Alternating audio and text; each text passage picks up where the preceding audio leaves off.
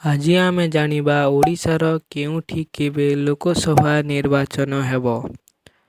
ମେ 13 ତାରିଖରେ ଓଡ଼ିଶାର କଳାହାଣ୍ଡି, ବ୍ରହ୍ମପୁର, ନବରଙ୍ଗପୁର, କୋରାପୁଟରେ ଲୋକସଭା ନିର୍ବାଚନ ହେବ। ଆଉ ସେହିଭଳି ମେ 20 ତାରିଖରେ ଓଡ଼ିଶାର ବରଗଡ଼, ସୁନ୍ଦରଗଡ଼, ବାଲେଶ୍ୱର, କନ୍ଧମାଳ, ଆସ୍କାରେ ଲୋକସଭା ନିର୍ବାଚନ ହେବ।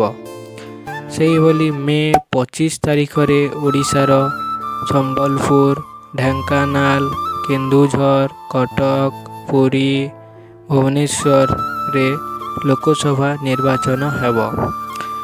ଜୁନ 1 ତାରିଖରେ ଓଡ଼ିଶାର ମୟୂରଭଞ୍ଜ, ଭଦ୍ରକ, ବାଲେଶ୍ୱର, କେନ୍ଦ୍ରାପଡ଼ା, ଜଗତସିଂହପୁର, ଯାଜପୁରରେ ଲୋକସଭା ନିର୍ବାଚନ